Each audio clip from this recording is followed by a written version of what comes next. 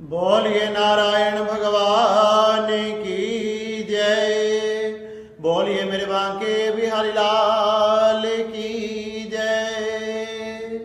आप सभी को उत्पन्ना एकादशी की हार्दिक शुभकामनाएं। एक समय श्री अर्जुन जी भगवान श्री कृष्ण से पूछने लगे, हे भगवान कृष्ण, मार्गशीर्ष मास में कृष्ण पक्ष में कौन सी एकादशी आती है, इसका क्या नाम है तथा इसकी क्या कथा है, कृपया कर आप मुझे बताएं। तो भगवान श्री कृष्ण कहने लगे कि हे अर्जुन, मार्गशीर्ष मास में कृष्ण पक्ष में जो एकादशी आती है यह बड़ी ही श्रेष्ठ है। एकादशी का व्रत करने से, एकादशी को धारण करने से जीवात्मा के, व्यक्ति के जन्म जन्मांतर के पाप नष्ट हो जाते हैं। एकादशी का व्रत करते हुए किसी प्रकार का भी कृष्ण पक्ष तथा शुक्ल पक्ष में कोई भेद नहीं करना चाहिए। दोनों एकादशी एक समान है। सभी वैष्णवों को चाहिए कि एकादशी का व्रत जरूर धारण करें। एकादशी के दिन किसी भी प्रकार से अन्न को ग्रहण नहीं किया जाता। इसमें सर्वथा अन्न का त्याग करना चाहिए। प्रातः काल सुबह उठकर शुद्ध जल में स्नान करें। स्वच्छ वस्त्रों को धारण कर नित्य क्रिया करते हुए भगवान के समक्ष जाकर भगवान श्री सूर्य नारायण भगवान को अर्घ समर्पित करना चाहिए। भगवान के सन्मुख बैठकर भगवान का पंचामृत से अभिषेक करें। भगवान को सुंदर वस्त्र पहनाकर, आभूषण पहनाकर, सुंदर पुष्पों से, फूलों से भगवान का श्रृंगार करें।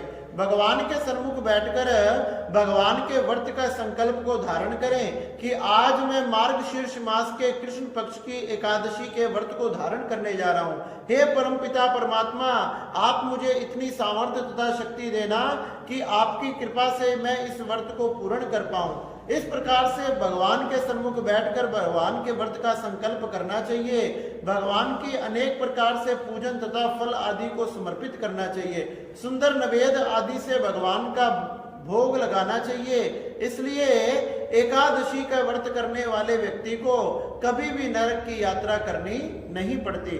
कहने लगे भगवान कृष्ण की, हे अर्जुन, जो केवल एकादशी के व्रत को धारण करता है उसको 1000 गोदान के फल का प्राप्ति होती है। इसलिए जो फल 1000 गौदान करने से भी नहीं प्राप्त होता, जो फल 1000 अश्वमेघ यज्ञ के फल से भी प्राप्त नहीं होता, जो फल 100 राजसूय यज्ञ के फल से भी प्राप्त नहीं होता, वही फल एकादशी के व्रत धारण करने से प्राप्त होता है। इसलिए मनुष्यों ने एकादशी को जरूर धारण करना चाहिए।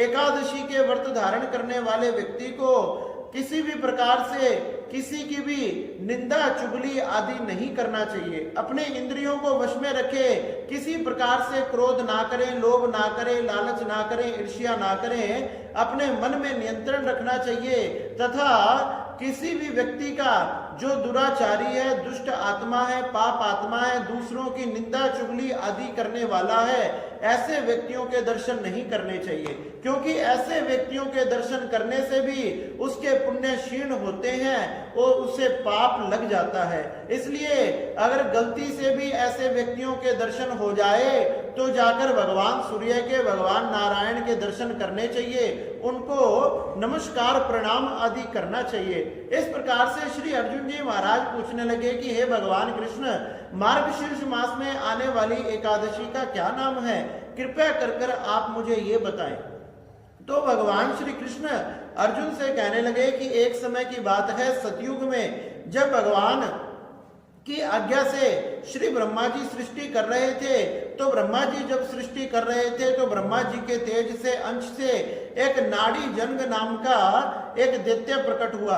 जब एक दैत्य प्रकट हुआ तो उन्हीं के पुत्र का नाम था मुर। वो मुर नाम का जो उनका पुत्र था वो अत्यंत बलवान था, अत्यंत शक्तिशाली था तथा उसने क्या किया, अपनी राजधानी चंद्रावती को बनाया। सभी देवताओं पर आक्रमण किया। सभी देवताओं पर आक्रमण कर सभी देवताओं के अधिकार को अपने अपने अधिकार में स्थापित कर लिया। उनके अधिकारों को छीन लिया। भगवान सूर्य के, भगवान चंद्रमा के, जल देवता, वरुण देवता, पवन देवता, इन सब के अधिकारों को छीनकर अपना राज उनके ऊपर स्थापित कर लिया। अरे वह स्वयं ही भगवान सूर्य बनकर समस्त ब्रह्मांड को प्रकाश देने लगे, चंद्रमा बनकर अपनी कलाओं को चारों तरफ बिखेरने लगे। इस प्रकार से देवता इससे बड़े दुखी हुए, सभी देवता बड़े दुखी हुए। सभी देवता एकत्रित होकर श्री ब्रह्मा जी की शरण में पहुंचे और ब्रह्मा जी उनको लेकर भगवान शंकर की शरण में पहुंचे। शंकर भगवान की सबने स्तुति की कि हे भगवान शंकर, ये सभी दैत्यों ने देवताओं के अधिकारों को छीन लिया और अपने हिसाब से, अपनी मनमर्जी से ये संसार की व्यवस्था को चला रहे हैं। ये बिल्कुल ठीक नहीं है। आप कृपया कर इन दुष्टों का दमन करो। जब भगवान शंकर कहने लगे, हे देवताओं, आप सबने भगवान नारायण की शरण में जाना चाहिए, क्योंकि भगवान नारायण ही इस दुष्ट का संहार करेंगे। भगवान शंकर की बात सुनकर सभी देवी देवता वैकुंठ में भगवान नारायण के समीप पहुंचे, जो शेष शैया पर निद्रा अवस्था में थे। भगवान की स्तुति करने लगे, भगवान की प्रार्थना करने लगे कि हे कमल नयन, हे मधुसूदन, हे गोपाल कृष्ण गोविंद, आप हमारी रक्षा करें, आप ही समस्त संसार को चलाने वाले हैं। इस प्रकार से जब भगवान नारायण की स्तुति करने लगे तो भगवान नारायण प्रसन्न मुद्रा में जागृत अवस्था में आ गए। भगवान नारायण ने कहा कि हे देवताओं, आप सब क्या हुआ, किस कारण से यहाँ पधारे हैं? तो सभी देवी देवताओं ने बताया कि मुर नाम के दैत्य ने इंद्रावती पर, सभी लोकों पर अपना अधिकार स्थापित कर लिया है। हे भगवान नारायण, आप हमारी रक्षा कीजिए। तो भगवान नारायण कहने लगे कि हे दैत्यों, आप किसी भी तरह से चिंता मत करो, अपनी चिंता को त्याग दो, मैं उस दुष्ट का जरूर संहार करूंगा। उसी समय भगवान नारायण चार हाथों को धारण कर कर अपने हाथ में अस्त्रों तथा शस्त्रों को लेकर सभी देवताओं को लेकर उस मुर नाम के दैत्य के साथ युद्ध करने के लिए पधारे। जैसे युद्ध करने के लिए पधारे, भगवान ने अपने तीक्ष्ण बाणों से मुर दैत्य के सारे सैनिकों का, दुष्टों का संहार कर दिया। जब मुर दैत्य ने देखा कि मेरे सारे सैनिक मारे गए, अब तो वह खुद युद्ध में पधारे और भगवान नारायण से युद्ध करने लगे। अस्त्र पर अस्त्र तथा शस्त्र पर शस्त्र चलाने लगे। इस प्रकार अस्त्रों तथा शस्त्रों का युद्ध जब पूरा हो गया तो वो बाहु युद्ध करने लगे, अपने हाथों से लड़ने लगे। अपने हाथों से लड़ते लड़ते लड़ते लड़ते उन्हें कई दिन नहीं, कई मास नहीं, कई पक्ष नहीं, कई हजारों वर्ष व्यतीत हो गए।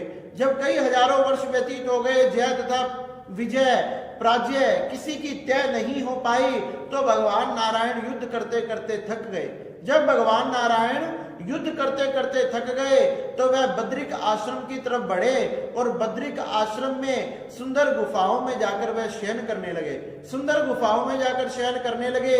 मुर नाम के दैत्य भगवान नारायण का पीछा करते करते उस गुफा तक पधार गया।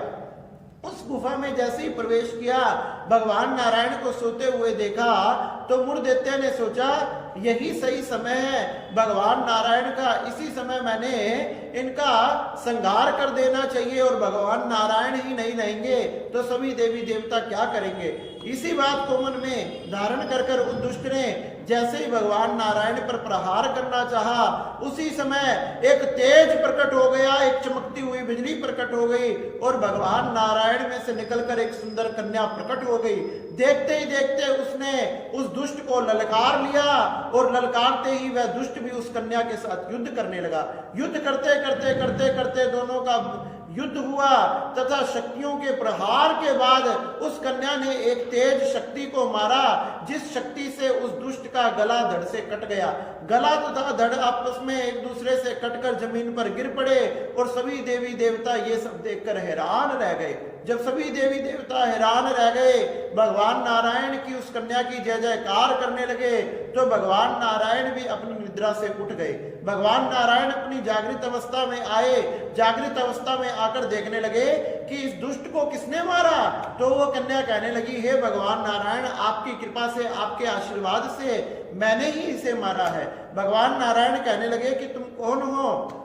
कहने लगी कि हे भगवान नारायण, हे भगवान विष्णु, मैं आपके अंश से ही प्रकट हुई हूँ, आप में से ही प्रकट हुई हूँ। जब मैंने देखा कि ये दुष्ट आपका संहार कर रहा है, आपकी तरफ बढ़ने वाला है और आप निद्रावस्था में हैं, तो मैं आप में से प्रकट हुई और आपकी रक्षा के लिए, संसार की रक्षा के लिए मैंने इस दुष्ट का संहार कर दिया। भगवान नारायण बड़े ही प्रसन्न हुए, कहने लगे मैं तुझ पर बड़ा ही प्रसन्न हूं, तुम मांगो मुझसे क्या मांगना चाहती हो। कहने लगी हे भगवान, आप मुझे केवल ये वरदान दे दीजिए कि जो भी मेरा व्रत धारण करे, जो भी मेरी पूजा करे, उसके समस्त पाप नष्ट हो जाए और उसे आपके चरणों के, आपके धाम की प्राप्ति हो जाए। भगवान नारायण कहने लगे ऐसा ही होगा, आज तुम प्रकट हुई हो इसलिए तुम्हारा नाम एकादशी होगा और उत्पन्न होने के कारण, प्रकट होने के कारण तुम्हारा नाम उत्पन्ना एकादशी होगा।